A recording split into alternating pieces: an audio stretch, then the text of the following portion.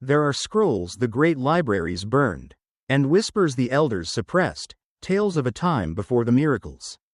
When the Son of Man walked the earth not as a king, but as a lone traveler through the dark. Before the cross, there were the hollows. Before the light, there was the rot. You think you know his journey? You know only the glory. You do not know the nights he spent in the bowels of the ancient world, where the air smelled of iron and the shadows had teeth. These are the forgotten chronicles of Joshua, the stone worker, before the world knew his name, when he was just a man facing the primal terrors of a world gone mad. Part 1. The Tomb Beneath the Stones. My name is Joshua. For 2 years, I worked the late watch at a roadside caravanserai on the outskirts of Jerusalem. It wasn't glorious work, cleaning the dung from the stables and guarding the gates. It paid for my bread and kept a roof over my head. I have always been a watcher of the night. The silence of the Judean wilderness at 3 a.m. speaks to me in ways the chaos of the marketplace never could. This began a moon ago. I was tending the gate alone when a traveler pulled up on a covered cart. His voice was unremarkable, low and raspy. He ordered a measure of wine and a loaf of barley bread. When he went to pay with a copper coin, he kept his hood pulled so low I couldn't see a single feature of his face. His cart was draped in heavy, dark linens, hiding whatever, or whoever, was inside. He paid, but as I turned to grab the bread, I heard the crack of a whip. He drove off into the night without his food. I stood there for a long time, holding the warm loaf, wondering if he'd return. Eventually, I broke the bread and ate it myself. Travelers are a strange breed. I didn't think much of it. But a week later, it happened again. Same cart, same low voice, same order. He paid and vanished before I could hand him the wine. By the third time, I realized this was no coincidence. I began to look forward to it. Free wine and bread every few days was a blessing for a poor laborer. I tried not to ask why a stranger was essentially feeding me for nothing. Then came the night that froze the blood in my veins. At the second watch, I heard that familiar rattle of wheels. He ordered the same, but this time, as I reached for his coin, he whispered something that stopped my heart. I hope the bread is to your liking, son of Joseph. I don't wear a sign with my father's name. I am a stranger in this district. There was no earthly reason for this man to know my lineage. I stood paralyzed. When I finally found my voice to ask who he was, he didn't answer. He lashed his horse, and the cart vanished into the dust. When I returned to my small stone hut after my shift, I found a piece of jagged pottery shard on my doorstep. Scratched into the clay were the words, "I know what lies in your heart. You have 3 sons." A sickness took hold of my gut. I am a simple man. I have no enemies. No hidden gold. I spent the night with a lamp burning, clutching my staff, dreading the dawn. 3 nights later, as I sat in my hut, the sound of shattering clay jolted me awake. A heavy stone had been hurled through my small window. I ran outside, but the road was empty. The local guards did nothing. They told me to stop dreaming.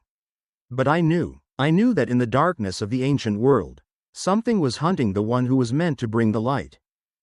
Part 2. The Deception of the Fallen Arch. 8 months had passed since I left the work of the caravanserai.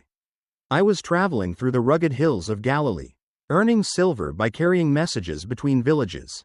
It was a Saturday night, past the hour of the Sabbath, and I was making a long trek back to Nazareth. The fare for this delivery was high because the path was treacherous, winding through canyons where the shadows felt like physical weights. About 10 miles into the desert, I saw a donkey cart stopped in the middle of the path with a small oil lamp flickering on the ground. 2 figures stood in the road, waving their arms frantically. My instinct, honed by the desert, was to keep moving, but my heart would not allow me to ignore a soul in distress. I stopped my donkey 20 paces away. It was a middle-aged couple. The woman spoke with a frantic energy that felt practiced. She warned me of a collapsed stone bridge ahead. She said the winter rains had washed it into the ravine and that if I kept going, I'd ride straight into the abyss. The husband spoke of a hidden turnoff, a narrow goat path through the thickets. He said it would add miles to my journey but would lead me safely back to the main road. I thanked them and urged my donkey forward. But something in the air smelled of sulfur and copper. I decided to trust the wind. I ignored the goat path and kept to the main road. When I reached the bridge, I slowed to a crawl. The stones were solid. The arch was perfect. There was no collapse. I crossed it easily, my heart hammering against my ribs. Days later, driven by a curiosity I would later regret, I returned to that goat path in the full light of day. I followed the narrow trail into the dense brush. It led to a dead end, a natural bowl in the earth hidden from the road. As I turned to leave, a scream rang out, a woman's scream, shrill and agonizing, coming from deep within a nearby cave. I didn't wait to see who was being hurt or who was doing the hurting. I fled. I realized then that the couple hadn't been warning me of a bridge, they were herding me like a lamb into a slaughterhouse. Part 3. The Chronicle of the Bloody Way, the Jericho Trap. The road from Jerusalem down to Jericho was not merely a path of stone, it was a throat of dust and despair known to every traveler as the Bloody Way. Even for a man like Joshua, who carried a quiet strength within his chest, the air in these canyons felt different. It felt like it had been inhaled and exhaled by 1,000 dying men. The limestone cliffs rose on either side like the jagged teeth of a titan, bleached white by a sun that offered no mercy, only a blinding glare that hid predators in its brightness. It was the hour of the fading light, that bruised purple moment when the desert heat begins to bleed into a bone-chilling cold. Joshua was leading a small, weary caravan, a few merchants, a widow with her 2 young children, and an old man whose life was measured in the slow, rhythmic thumping of his walking staff. They were exhausted, their sandals worn thin by the sharp flint of the road. Suddenly, around a sharp bend where the canyon narrowed so tightly that 2 donkeys could barely pass abreast, they saw it. A massive cedar tree, thick and ancient, lay sprawled across the road as if struck down by the hand of a vengeful god. It was impossible to move, but it wasn't the tree that stopped Joshua's heart. It was what lay beside it. 4 figures, draped in the heavy, tattered black wool of mourning veils, were huddled in the dust. They were wailing, a high, dissonant sound that didn't seem to come from human throats, but rather sounded like the wind whistling through a tomb. In the center of their circle lay a body, wrapped tightly in a burial shroud, motionless and silent. The widow in Joshua's group moved forward, her heart stirred by a misplaced compassion. "The poor souls," she whispered, reaching for her waterskin. Joshua reached out, his hand steady and firm, catching her arm. His eyes were not looking at the mourners, but at the ground. He saw the way the dust had been kicked up in a pattern that suggested a struggle. And he noticed that the mourning women had hands that were thick, calloused, and scarred, the hands of killers, not of grievers. "Wait," Joshua whispered, his voice a low vibration that seemed to ground the group. As if triggered by his voice, the wailing stopped. The silence that followed was heavier than the sound. One by one, the women stood up. They didn't stand like women, they rose with the predatory grace of desert wolves. With a synchronized movement, they cast off their veils. Beneath the black wool were not grieving mothers, but sun-scorched bandits, their faces tattooed with the marks of outcasts, their eyes hollowed out by a lifetime of cruelty. The corpse in the center suddenly sprang to life, shedding the burial shroud to reveal a massive brute holding a curved Saracen blade that shimmered with a sickly blue light in the dusk. From the jagged rocks above, more shadows emerged, the hidden watchers. They began to hurl heavy stones, not to kill instantly, but to break the legs of the donkeys and trap the travelers in a circle of agony. "Into the cleft," Joshua commanded. He shoved the widow and children toward a narrow fissure in the cliffside. Standing before them as a lone sentinel, the bandit leader, the one who had played the corpse, stepped forward with a jagged laugh. "You have silver, stone worker. Give it to us, and perhaps we will let the children walk. Keep it, and the vultures will feast on your eyes before the moon reaches its zenith." Joshua did not reach for a weapon. He stood with his staff planted in the dust, his presence beginning to expand, filling the narrow canyon with an atmospheric pressure that made the bandits hesitate. "You have traded your souls for the copper of dead men," Joshua said, and for the first time, his voice carried a divine weight that rattled the very stones of the canyon. "This road has seen enough blood. Do not add yours to the tally." The bandits lunged. The skirmish was a blur of steel and shadow. Joshua moved with a precision that defied the darkness. Every strike from the bandits found only empty air or the hard wood of his staff. He didn't strike to kill, he struck to disarm, to break the rhythm of their hate. But as the fight dragged on, the air grew colder, and a thick, unnatural mist began to pour from the cave behind them. From the darkness of the rocks, things that were not men began to crawl. They were the egregores of the road, spectral entities born from centuries of murders on this path. They fed on the fear of the travelers and the bloodlust of the thieves. The bandits, realizing they were no longer in control of the horror they had invited, began to scream. One thief was pulled into the shadows by a pale, elongated hand that emerged from the rock itself. Joshua realized that to save his group, he had to do more than fight men. He closed his eyes and let the internal light, the pre-miracle fire of the Creator, flare outward. It wasn't a flash, it was a slow, agonizing burn of pure truth. The mist shrieked as it touched him. The bandits fell to their faces, blinded by a radiance they couldn't comprehend. Go, Joshua commanded his group. They scrambled past the blinded thieves, over the fallen cedar, and into the night. Joshua remained until the last child was safe. He looked back at the bandit leader, who was now weeping, his mind shattered by the glimpse of the divine. Joshua didn't offer a platitude. He simply said, "The road is open, choose where you walk." He left the bloody way behind, but he carried the weight of the canyon's ghosts in his heart, knowing that the true trap wasn't the tree or the thieves, but the darkness that men invite into their own spirits. Part 4. The Phantom of the Joppa Gymnasium, the Eternal Sprint.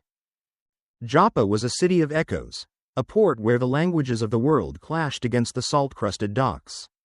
Before Joshua took up the mantle of the prophet, he spent a season working in a Greek-style gymnasium, a massive structure of marble and sweat dedicated to the perfection of the flesh. It was a place where the wealthy and the soldiers came to train. A 24-hour temple of vanity. Joshua's job was humble. He was the keeper of the lamps, the one who ensured the torches never flickered and the floor stayed slick with cleaning oil.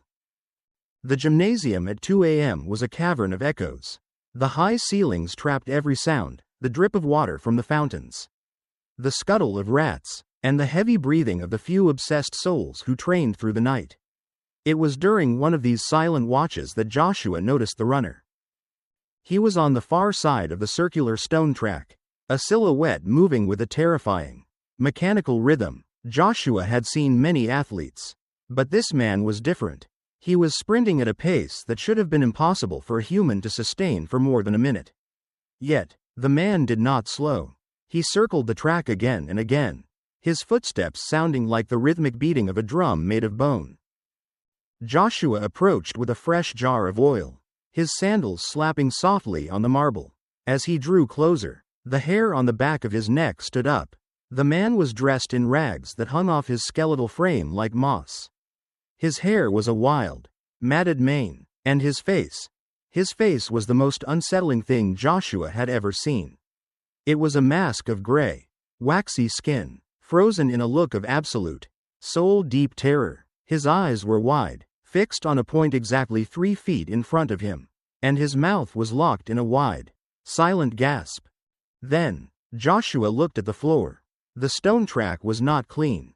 It was covered in a glistening, dark trail. The man was barefoot, and with every strike of his feet on the rough limestone, skin and muscle were being shredded.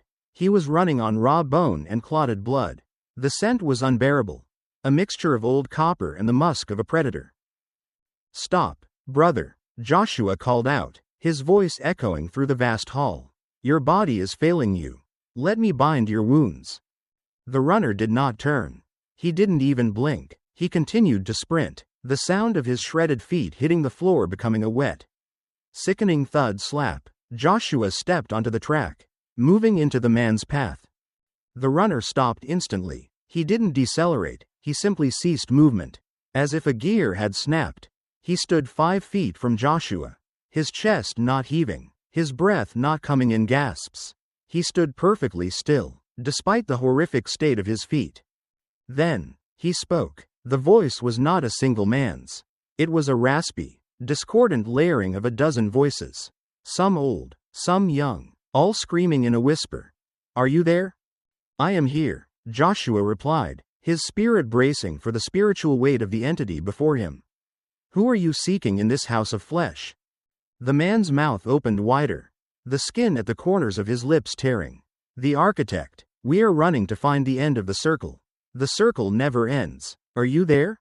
Joshua realized then that this was not merely a madman or man on drugs.